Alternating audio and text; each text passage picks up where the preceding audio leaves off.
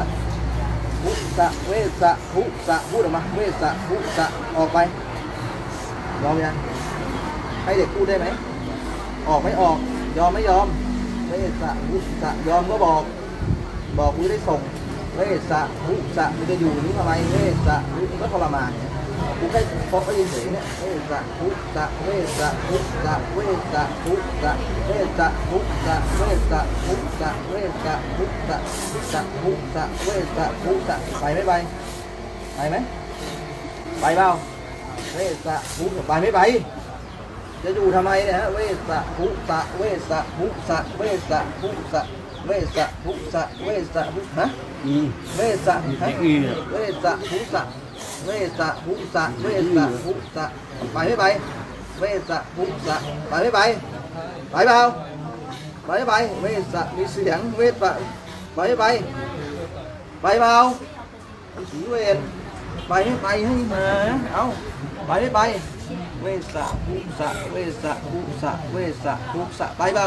เวสะภุสะเวสะภุสะเวสะภุสะเวสะภุสะเวสะภุสะเวสะภุสะเวสะภุสะเวสะภุสะเวสะภุสะ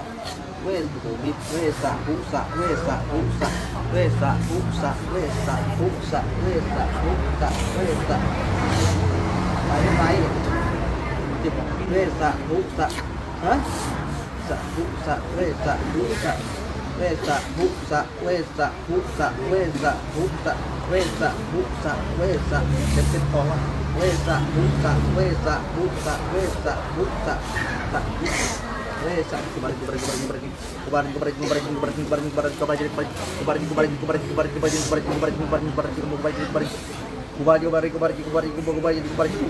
เอ้ยร้องแล้วแหละแต่มึงจะไปไม่ไปนั่นแหละมึงจะพูดไม่พูด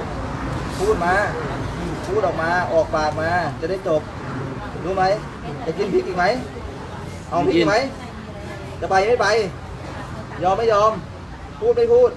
ไม่พูดกินพริกอีกนะเอาไม่เอาฮะลุงออกมานิดลุงครึ่งช้อนมาพูดไม่พูด คำหนึ่งนะมึงจะได้พูด ไอ้มุกเอากระดาษแผ่นใหญ่ที่ตรงนั้นนะ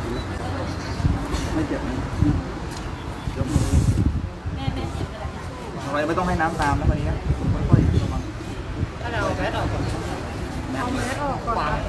ขวางหมดเลยนัดเมื่อนะพ่อไม่ว่านะขอสักคำขอให้พูดขอพูดเยอะพอแล้วนะลูกเล่นหนีบ่อยไหม ไม่ไปแค่นี้เป็นอย่างนี้เลย รอเพิ่งมาเจอใช่ไหมเพิ่งมาเจอครั้งแรก โอ้โหลืมมาพระเจ้า โอ้ยเป็นไรหรอกไม่ทันแล้วล่ะ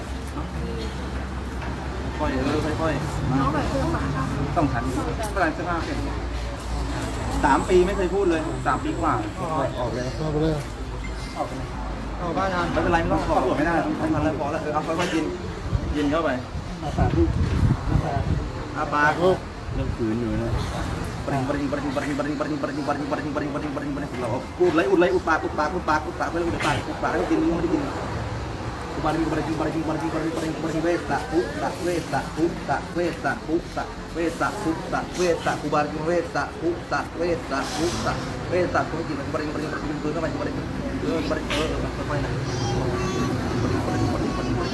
ไม่ต้องน้ำไม่ต้องน้ำเขาพวกนี้เพราะน้ำเขาอยู่แล้วเดี๋ยวอ้วนเนี่ยยัดออกมาเนี่ยฉลาดนี่ฉลาดกว่าคนฉลาดกว่าผู้ใหญ่ที่แดกครับเลยนี่ไม่แกนอันนี้ออกเลยพอสนิทเขาเลยไป แขกก็ ไปเบาไปแล้วนะยอมไม่ยอมไปเบาไปไม่ไปมึงไปเบาโอ้โกมีดดิ กูมีดนี่ไม่เป็นอะไรเล โก ย มีดเนี่ยก็บอกโกมีดเนี่ยไปไม่ไปยอมไม่ยอม หมูต้องหมู ยอมไหมยอมหรือยังไอ้ผี หมู ไม่กินหมู ปล่อยเด็กรู้ป่ะยอมไม่ยอมเนี่ยกลัวมีดยอมไม่ยอมกลัวมีดเนี่ยยอมไม่ยอมเฮ้ยสัตว์แขนทำหน้าแขนยอมไม่ยอม ตาขวางเลยนะ ยอมไม่ยอมเปล่าออกไม่ออกดูออกไม่ออกนี่กูแตะเบาๆนะทุกคนจะรู้นะมันไม่เจ็บนะออกไม่ออกเบาบริออกไม่ออกนะออกไม่ออกออกไหมเล่นขาดเลยออกไม่ออกมึงไปเบาบริก็พอที่จะเสียงหน่อยๆนะเอา ออกก่อนพี่แมส ต้องสลิงทำไมเฮ้ย แรกคือ เอาไปชูใช่ไหม ก็มีเสียงนี่ไหนบอกไม่มีเสียงฮะพูดมาฮะอะไรนะว่าอะไรนะเจ็บว่าไงเจ็บเมื่อกี้เรียนมันพูดคำว่าเจ็บนะมึงไม่ได้ฟังเลยลูกพูดคำว่าเจ็บ โดนอีกทีถึง 017 เจ็บออกไม่ออกยอมไม่ยอมไหม โอ้โหนี่ก็เอาจังเลย ยอมไหม จิบเลยนะ เจ็บยอมไหม เด็กกันเด็ก อ ก็ อก ถือ ไปอย่าตามเด็กรู้ป่ะไม่ดีเข้าใจไหมถ้ามึงเป็นผู้ใหญ่นะกูฟาดมึงไม่เลี้ยงแล้วรู้ป่ะมึงมาเล่นกับเด็กไม่ได้นะมึงแค้นอะไรอยู่มันเป็นเจ้ากรรมนายเวรกันมาในอดีตหรือไงนะที่ตามอยู่เนี่ยรู้มาอะไรเนี่ยมาได้ยังไงเป็นเวรเป็นกรรมเลยพ่อมึงเคยทำกรรมเลยหรือเปล่าก่อนเคยไหมก่อนที่พูดไม่ได้ล้างบอกเหตุด้วยไม่ได้พูดเอง แม่กินแม่ของเราว่าอะไรโรงเรียนอะไร มาจากโรงเรียนเหรอพอเริ่มเรียนก็เริ่มไม่ค่อยพูดเท่าไหร่ เอาปะเอาแม่เอาแม่ แต่หนูเคยเห็นนะคะที่บ้านของขายพวกแก้วกาแฟ เห็นยางทำยางทุกอย่างแล้วแม่ก็อยู่ ไปเปล่า แม่กระทะเห็นมัน เห็น อ ผู้ อก หญิงผมยาว เห็นผู้หญิงผมยาวน่าจะบอกอาจารย์ไม่ถูก ผู้หญิงผมยาวเหรอว่าไงฮะ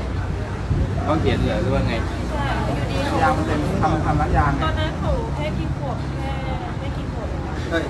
ยังไงเจ็บไหมเหรอเหมือนพูดให้ฟังนิดไปยังพูดห ผู้ น่อ ห ย ญิงผมยาวพี่ละ เหรอ อยู่กับยางเปอร์เซ็นต์ เผ็ดเปล่าย าวเหมือนพวกยาวแบบที่ใช้แล้ ไม่ใช่ ว เขาไปเหยียบคนตายคนอะไรมา เด็ก เปล่า เด็ก ครับคนตายไง ว่าไงนะไปเปล่านี่กูแตะไว้เฉยไปกูแตะไว้เฉยเนี่ยออกไหมออกนะ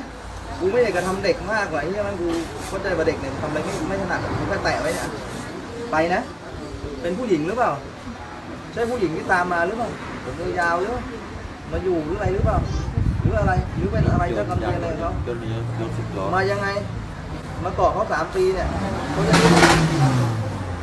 ขาจะได้พูดนะเอายังไงเขาจะได้พูด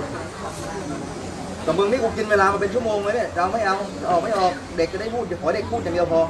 นะอย่างอื่นไม่รู้เดี๋ยวให้พ่อแม่ทำให้จะได้คุยกันจะได้บอกกันสัญญาให้พ่อแม่ทำให้ไม่ทำร้ายไม่ทำร้ายแต่ขอให้เด็กพูดได้ไหมได้นะให้เด็กพูดนะแน่นะรับปากนะไม่ไล่ไม่ทำร้ายแต่ขอให้เด็กพูดรู้เปล่ารู้เรื่องนะพ่อแม่ได้รับทราบไว้นะ ยังหนาเลย ใช่ผู้หญิงหรือเปล่าวะเป็นหญิงหรือเปล่าแต่ที่แม่เขาบอกหรือเปล่าหรือเป็นอะไรหรือเป็นเด็กด้วยกัน เป็นเด็กด้วยกันไหมเด็กหรืออะไร แต่สัญญาให้เขาพูดไหมจะพูดได้ไหมพูดได้ไหมพูดได้เปล่าฮะพูดได้ไหมพูดได้เปล่าร้องอีกเจ็บมีดพูดให้เขาพูดได้เปล่าเขาไม่ได้ตีเลยไม่ได้พาลำเฉยๆนะอะไรมึงก็ให้เขาพูดดิมึงเป็นอะไรโอ้ยมาดูไม่ได้ตีนะเอายังไงฮะให้กูรับปากไหมไม่ไล่แต่ให้เด็กพูดได้นะถ้าเกิดเด็กพูดไม่ได้นะกูไล่นะเอาหน้านี่กูจับมัดแล้วกูจับผมน้ำมึงรู้ป่ะเข้าใจไหม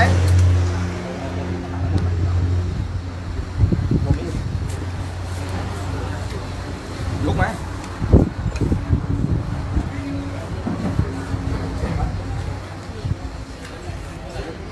ตายขอหัก โอ้ย เออ หรืออีกขวดเลย9 ขวด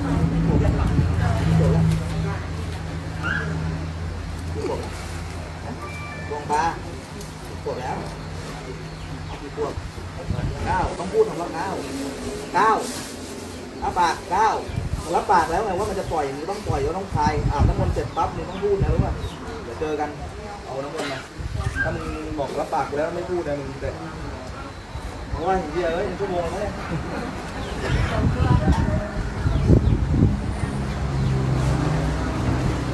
เอาไปเลือดอยู่ไหนเลือด เลือด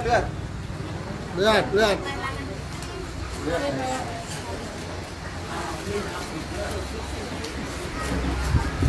๋ยวเราแป๊บนึงครับเราแป๊บนึงเดี๋ยวเอาเลือดก่อน นี่น้ำมนต์เหรอ อ๋อทั้งน้ำมนต์นะแป๊บนึง พูดนะอาบน้ำปั๊บขอให้พูดรู้อ่ะครับไปดิมึงหลุดหรือไงวะไอ้สัตว์พูดครับ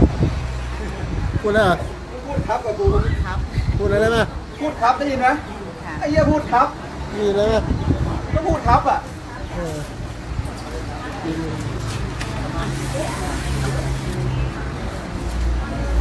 ต้องพูดนะครับ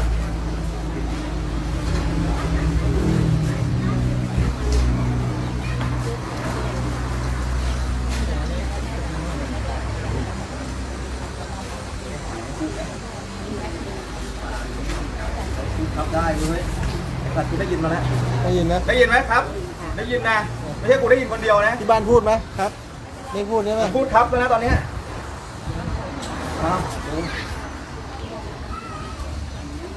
อาบดีๆเลยนะอาบมึงรีบหรือเปล่ามึงรีบ ของตัวงาน ก็มาดิเออ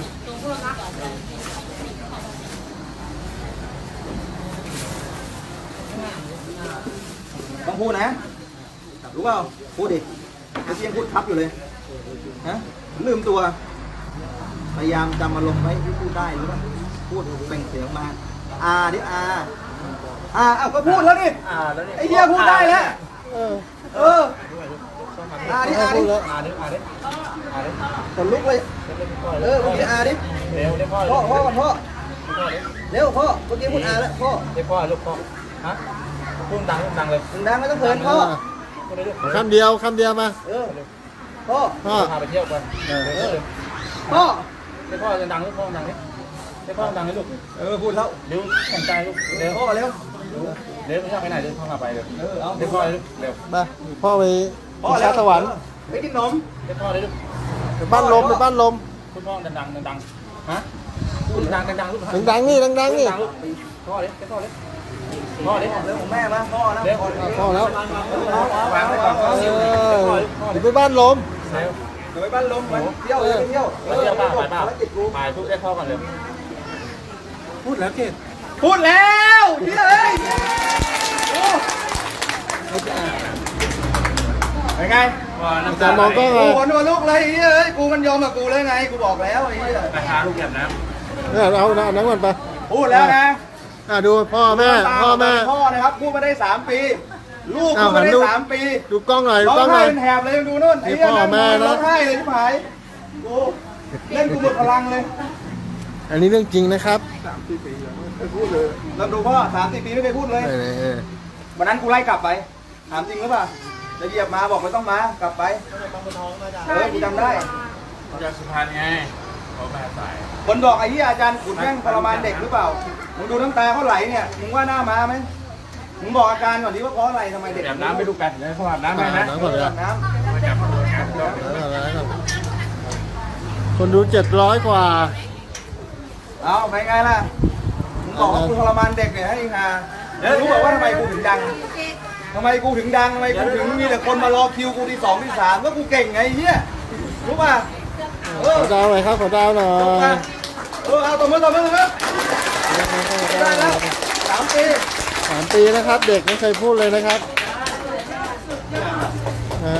ไม่ได้เลยดีอ่ะชื่ออะไรชื่ออะไรชื่ออะไรเอ่ย ชื่ออะไรครับ ชื่ออะไรชื่ออะไรนะชื่ออะไรนะเรานะชื่อเราชื่อเราชื่ออะไรชื่อน้องนายเอ่ยพูดหน่อย รถไหนแล้ว ชื่ออะไรชื่ออะไรชื่ออะไร วันนี้ใกล้ๆนี่ เนี่ยก็แล้วดีใจป่ะ ฮะ ดีใจตาจะไหลนะจะใส่หมวกอย่างเงี้ย จากไหล โอเค ตาไหลอ่ะ พ่อ ต้องฝึกพูดบ่อยๆนะครับ พูดบ่อย พูดนะด้วย3 ปีนะมึงสัมภาษณ์พ่อดิว่าจริงหรือของจริงหรือของปลอมกี่ปีอ่ะ กี่ปี ประมาณ4 ปีอะไม่เคย 4 ปี ไม่เคยมีเสียงเลยประมาณ4 ปี คำแรกที่ลูกพูดคำแรกคือพูดว่าอะไรนะ พ่อ ที่พ่อเลยนะ พ่อแม่ นะ แล้วก็น้อง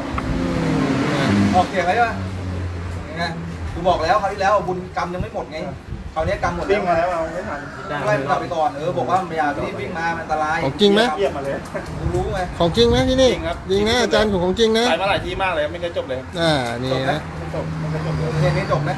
จบนะแล้วกูเรียกร้องมันทองไหม ไม่เรียกเลย เนี่ยนางก็คืนเด็กไปนะ เมื่อกี้เลขก็โชว์ไปแล้วนะไปหาเอาเกาดูในคลิปนะครับ ครับผม เป็นลูกหลานกูนะมึงนะรู้ป่ะห้ามยุ่งรู้ไหมพามาแล้วต้องพาไปเรื่อยนะพยายามไปหัดเขาพูดพาไปเที่ยวนะพาไปเที่ยว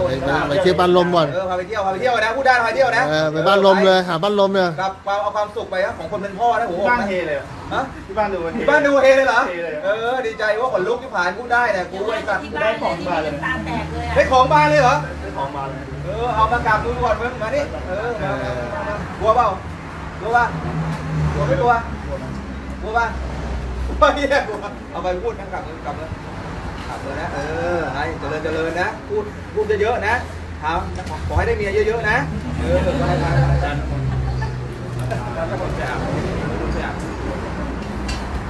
นี่เอาน้ำมันไปอาบก่อนไปเอาไปผมน้ำอาบนะ